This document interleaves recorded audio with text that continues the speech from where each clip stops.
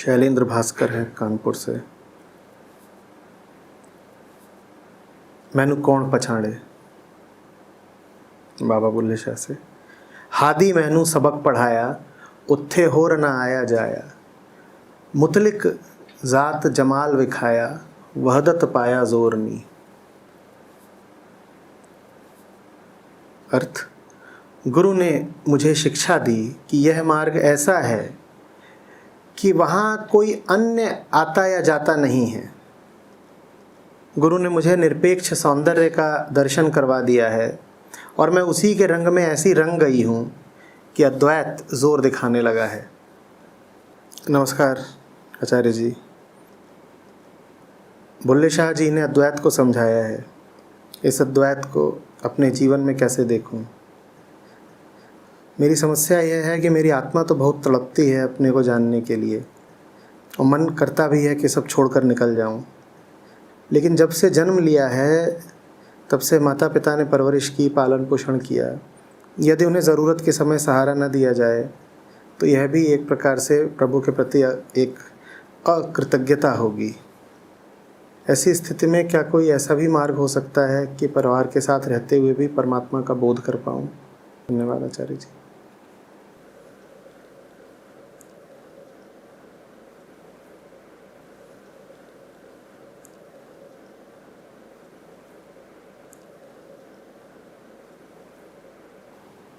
धर्म की राह पर जो चलता है शैलेंद्र, वो तो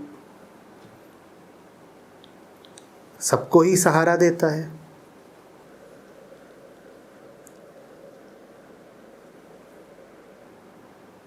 स्वयं को सहारा देता है, दूसरों को भी सहारा देगा। तो माता पिता अगर कमज़ोर हैं या वृद्ध हैं या रोगी हैं, ऐसा तो बिल्कुल नहीं है कि धर्म मना करता है उनकी देखभाल करने को। वरना बड़ी विचित्र बात हो जाएगी कि धर्म कहे कि दुनिया भर में जितने असहाय लोग हैं और ज़रूरतमंद हैं उनकी तो देखभाल करो, सेवा करो, और घर में ही जो असहाय हैं उनकी उपेक्षा करो। धर्म ऐसा तो नहीं कहता। जब सबके प्रति करुणा रखनी है तो माता पिता के प्रति भी रखनी ही है। हाँ, धर्म भ्रम मिटाने को जरूर कहता है। धर्म माता से बचने को तो नहीं कहता, पर माया से बचने को जरूर कहता है। अगर आप वास्तव में माता पिता के काम आ रहे हैं तो काम आते भी रहिए, बल्कि जिस दिशा जा रहे हैं और बढ़िए। माता पिता के काम आना तो परमार्थ ही हुआ। पर क्या आप वास्तव में उनके काम आ रहे हैं? क्या आप वास्तव में ये समझते हैं कि किसी के काम आने का अर्थ क्या है? कहीं ऐसा तो नहीं कि काम आने की जगह आप उनकी अपेक्षाएं ही पूरी कर रहे हो? अंतर है। किसी का हित पूरा करना और किसी की इच्छाएं पूरी करना बहुत बहुत दूर की बातें हैं। इन दो बातों में जमीन आसमान का अंतर है। आप सब भी समझिए। किसी की इच्छाएं पूरी करना और किसी का हित पूरा करना एक ही बात नहीं है। अध्यात्म सिखाता है दूसरे के काम आओ। अध्यात्म ये नहीं सिखाता कि दूसरे की इच्छाएं पूरी करो।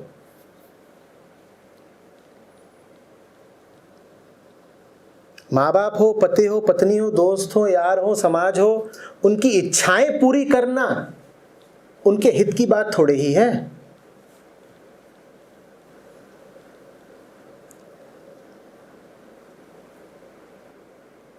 रोगी के हित की चीज है दवा और रोगी की इच्छा हो सकती है दारू की।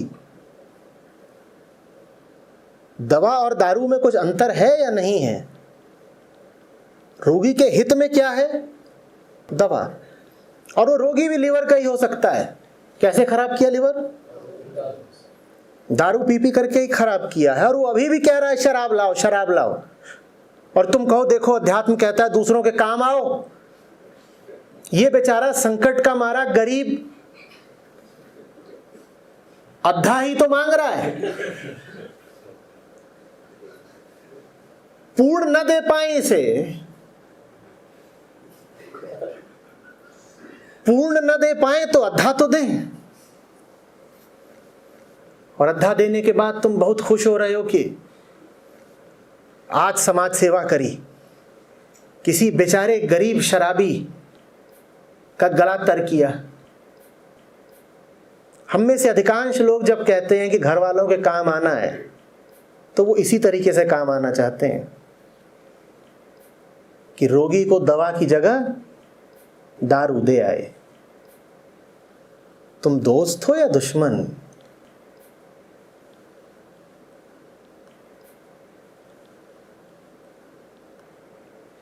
लेकिन तुम भी करो क्या? उसको दारू दोगे तो दुआएं देगा, और दवा दोगे तो गाली देगा, मारेगा भी। तो तुम्हें भी यही लगता है कि शायद भली बात यही है कि दारू मांगता है तो दारू ही दे दो।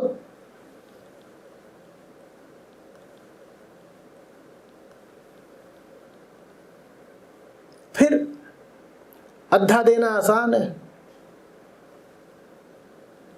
मोहल्ला ही शराबियों का है, जगह जगह शराब खाने खुले हुए हैं।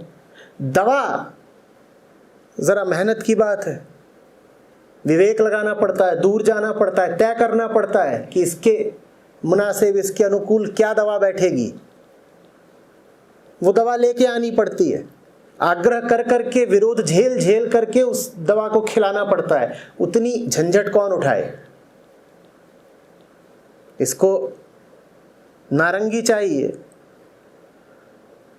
नारंगी थमा दो। और इतनी दुआएं देता है वो कि तुम्हें लगता है कि तीर्थ कराए। कभी कोई तड़प रहा हो शराब के लिए, उसके हाथ में बोतल दे के देखना, थोड़ी देर में तुम्हें ही लगने लगेगा कि परमात्मा के बाद तुम्हारा ही नंबर है। इतनी दुआएं मिलेंगी।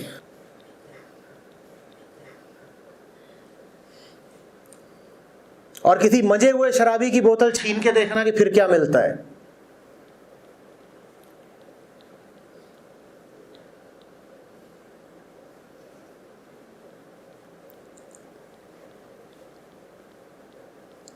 दो, खूब दो, अपने आप को ही बांट दो,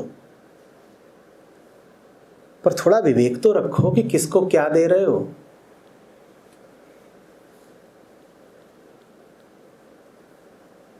और बुरा मत मानना अगर मैंने शराबी की उपमा का प्रयोग किया, क्योंकि ये दुनिया शराबियों की ही है। यहाँ सब नशे में है, यहाँ सब नशे में है, और सबके पास इच्छाएं हैं, और सबकी एक ही इच्छा है, हमें और नशा दो। अब क्या फर्क पड़ता है कि वो किसी की माँ है कि बाप है कि बेटी है, बेटा है, पति पत्नी जो भी है। हर व्यक्ति जो मांग रहा है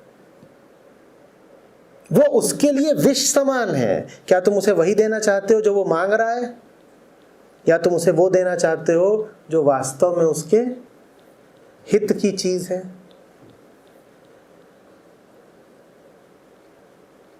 अधिकांशतः किसी को भी वो चीज देने से बचो जो वो मांग रहा हो। नियम की तरह पालन कर लो इसका। एक आध दो ही अपवाद है, अन्यथा ये नियम हमेशा काम आएगा। जिस व्यक्ति की जो हसरत हो, गहरी तमन्ना हो, समझ लो वही जहर है उसका, दे मत देना उसको वो।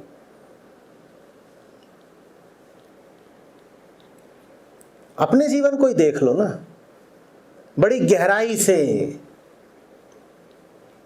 बड़ी ललक, बड़ी शिद्दत से आज तक क्या चाहा है तुमने?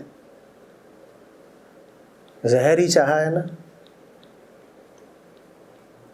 कभी कभार जो चाहा है वो मिला नहीं है तो रोए बहुत हो पर बच गए हो। और कभी कभार जब किस्मत फूटी थी तुम्हारी, तो जो तुमने मांगा वो मिल गया और अब उसको झेल रहे हो, रोज रोते हो।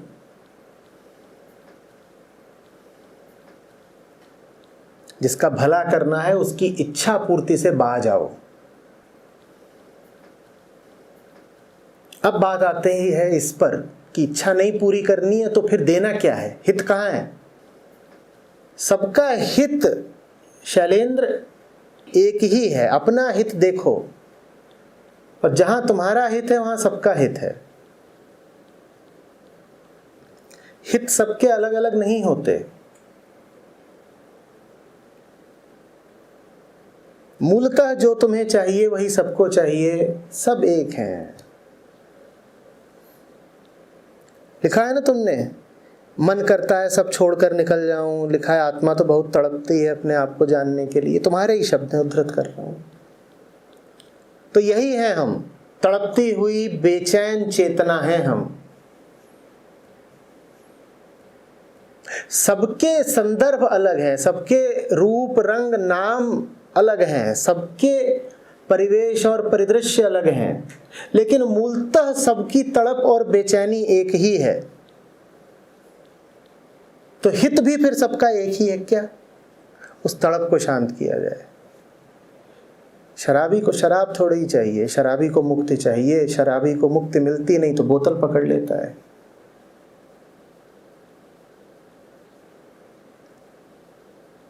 दे सकते हो तो मुक्ति दो, बोतल दे करके क्यों उसकी लत और गहराते हो? प्रेम है माता पिता से तो उन्हें भी वो दो जो उनके जीवन को सार्थक करेगा।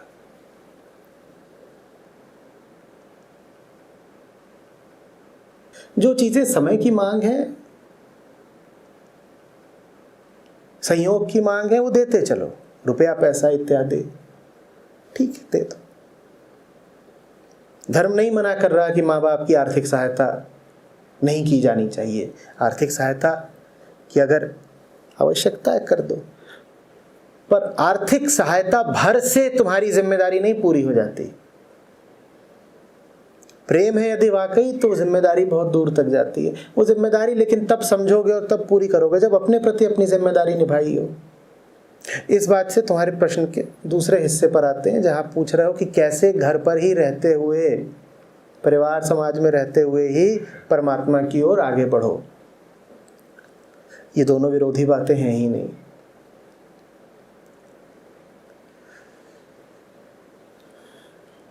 जो परमात्मा की ओर आगे बढ़ेगा वो निस्संदेह परिवार के, मोहल्ले के, समाज के, अखिल विश्व के काम का हो जाएगा। कोई विरोध नहीं है। ऐसा नहीं है कि घर के एक कमरे में तुम बैठे हो और वहां तुम्हारा कोई व्यक्तिगत एनलाइटनमेंट होगा, बाकी सब तो बाधा मात्र है ना। जो आगे बढ़ता है वो सबको साथ लेकर ही बढ़ता है, अकेले तो वैसे भी बढ़ा जा ही नहीं सकता। व्यक्तिगत मुक्ति क्या होगी? जो कुछ व्यक्तिगत है उसी से तो मुक्ति पाई जाती है।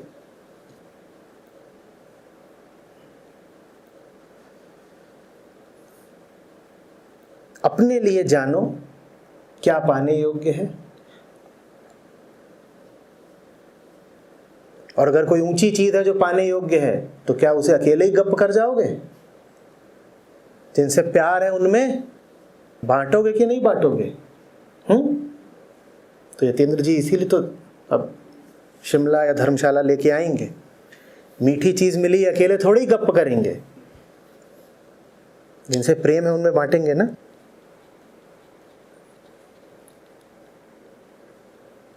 ऐसे होता है। जो कुछ अनिष्टकारी मिल गया हो जीवन में, पूरी कोशिश करो कि दूसरे उससे बचे रहें। जितने कांटे मिल गए हों उनके विरुद्ध दूसरों को आगाह करो, और जो कुछ जीवन में पाने योग्य है वो खुद भी पाओ और दूसरों को भी दिलाओ। यही अध्यात्म है।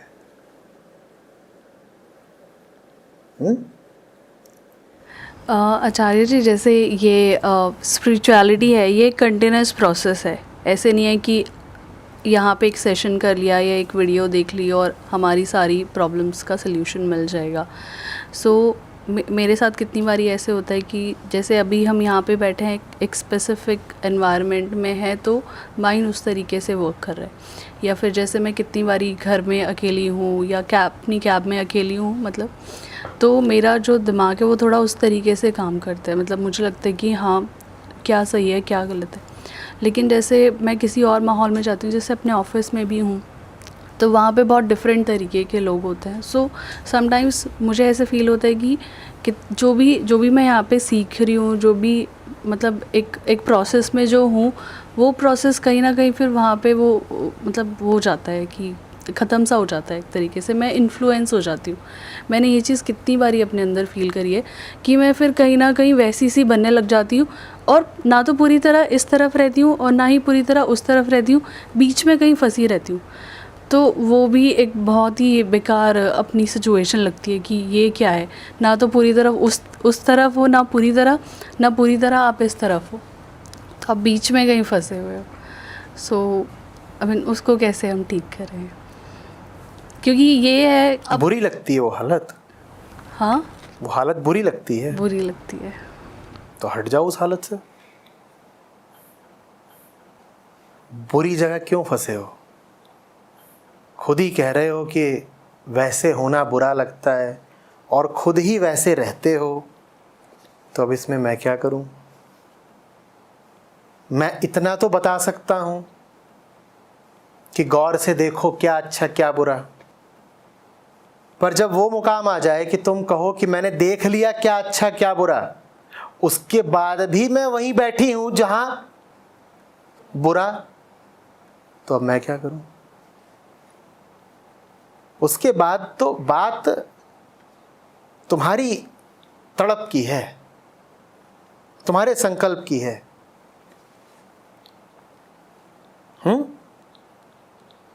मैं बता सकता हूं कि देखो एकदम बिल्कुल पीठ पर ही वहां दीवार पर छिपकली है तुम्हारे।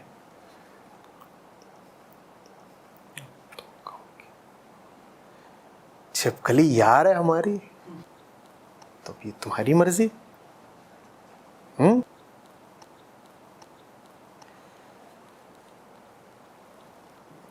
एक जगह पर आने के बाद गुरु की मर्यादा है कि आगे कुछ न करे, अन्यथा वो दूसरे की मुक्ति में दखलंदाजी जैसी बात होगी। अध्यात्म का कायदा है कि सहायता की भी एक सीमा होनी चाहिए। गुरु को भी उस सीमा का उल्लंघन नहीं करना चाहिए। बताओ बताओ, समझाओ समझाओ समझाओ, लेकिन दूसरे का जीवन जीने मत लग जाओ। ये गुरु को निर्देश है। समझाओ समझाओ समझाओ, पर उसकी जगह, उसके बिहाफ पर तुम थोड़े ही जी सकते हो। जीना तो उसे ही पड़ेगा ना, कर्म तो उसे ही करना पड़ेगा ना। हालांकि व्यक्तिगत तौर पर मैं जानता हूं कि बड़ी इच्छा उठती है कि और भी कुछ कर दो, दूसरे के जीवन में प्रवेश ही कर जाओ, जो न चल रहा हो उसको जबरदस्ती चला दो, हाथ पकड़ के खींच लो। पर यह करना नहीं चाहिए। ये तो पात्र को, छात्र को, शिष्य को स्वयं ही करना पड़ेगा। एक जगह पर आकर गुरु को रुकना ही होगा। उस जगह के आगे का तुम मुझसे प्रश्न करोगी तो मैं कहूंगा कि वो तो तुम्हारी मर्जी की बात है। दिख रहा है कि कहीं पर हो और जहां हो वहां जहर है, हवा में ही, उसके बाद भी तुम वहीं पर बैठी हुई हो, तो मैं बस समझा सकता हूं, प्रेरित कर सकता हूं, लेकिन तुम्हें वहां से जबरदस्ती उठाकर नहीं ला सकता। चुनाव तुम्हें ही करना है। आचार्य जी प्रणाम। आचार्य जी मतलब जैसे यहाँ पे जितने भी लोग बैठे हैं तो मैं अपने आप को थोड़ा सा मतलब टैलेंट में कम कम फील करता हूँ। मतलब जैसे गांव से आया हूँ और पढ़ाई लिखाई भी खास ज़्यादा नहीं है, और जैसे दिल्ली बहुत बड़ा शहर है और इंग्लिश भी मतलब सब लोग बोलते हैं और बहुत सारे मामलों में सब लोग का टैलेंट ज़्यादा है। तो मैं अपने अपने को थोड़ा सा कमज़ोर फील करता हूँ और कॉन्फिडेंस लेवल इस मामले में मतलब कम रहता है। तो सोचता हूँ कि आगे आने वाले समय में जैसे कुछ करना चाहूँ तो आगे कैसे बढ़ूँगा। क्या हुनर दिखा दिए भाई, बच्चे को डरा दिया टैलेंट दिखा के।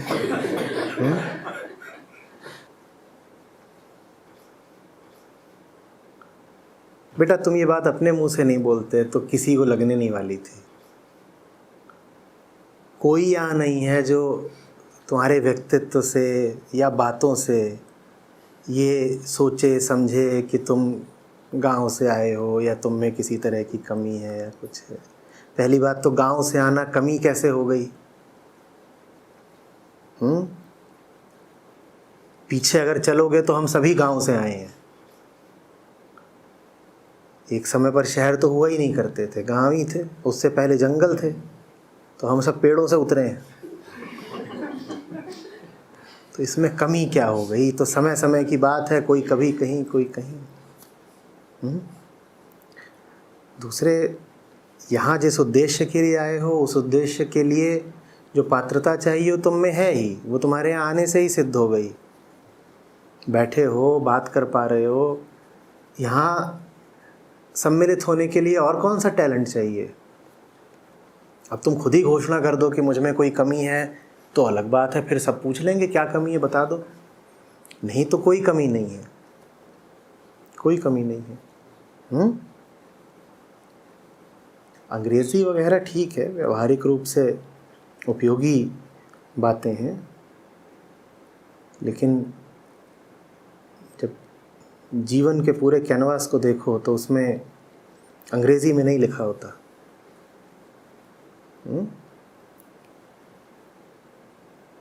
आती हो अंग्रेज़ी तो अच्छी बात है, फ्रेंच आती हो, मैंडरिन आती हो और अच्छी बात है, पर नहीं आते ये सब तो कोई गुनाह नहीं हो गया।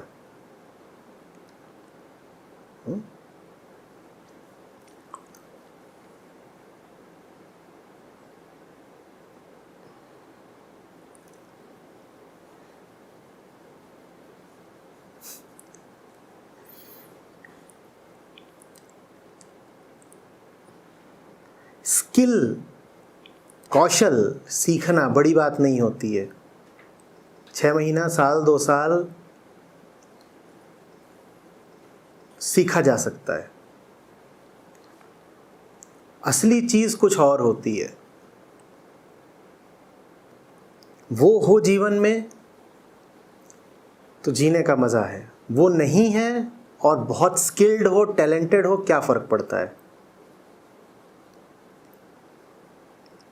एक से एक टैलेंटेड लोग गुलामी का, दुख का, तनाव का भ्रष्ट जीवन जी रहे हैं।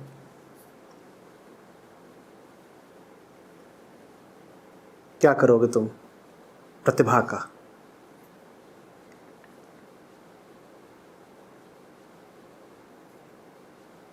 मैं नहीं कह रहा हूं कि स्किल नहीं होनी चाहिए, बिल्कुल हासिल करो।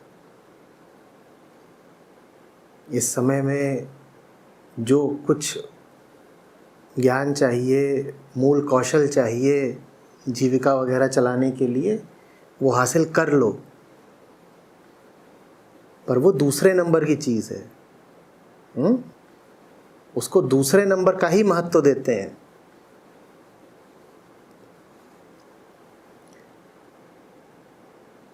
पहले महत्व की चीज़ कोई और है। उस मूल चीज़ का ध्यान रखना, बाकी सब अपने आप धीरे धीरे होगा, करते रहना। आचार्य जी, इसी से रिलेटेड है एक प्रश्न। जैसे घर में पापा हैं, मम्मी हैं, पापा तो थोड़ा पढ़े लिखे हैं, उनको तो बातें पकड़ में आ जाती हैं, बुक पढ़ भी सकते हैं, लेकिन मम्मी तो बिल्कुल पढ़ी लिखी नहीं है, तो उन तक कैसे बात पहुँचेगी? बहुत सारे संत थे, पढ़े लिखे नहीं थे। पढ़े लिखे नहीं हैं लेकिन जीवन तो जिया है ना। बस ये मत करना कि जो पढ़े लिखे नहीं हैं उनसे तुम पढ़े लिखों की भाषा में बात करने लग जाओ, ये गलती हो जाती है। जो जिस जहान का है उससे उसी भाषा में बात करो ना, फिर तुम पाओगे कि उसकी समझ में कमी नहीं है।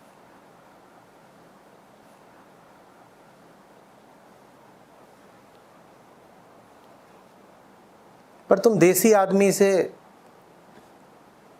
रूसी में बात करोगे तो बात बनेगी नहीं ना। संतों ने इसीलिए तो जन भाषा में बात करी। उनमें से बहुतों को संस्कृत का ज्ञान था, जानबूझकर नहीं बोले संस्कृत। गौतम बुद्ध, महावीर, इनमें से किसी ने संस्कृत में नहीं बात करी, क्योंकि सूत्र यही है, देसी से रूसी में बात नहीं करो।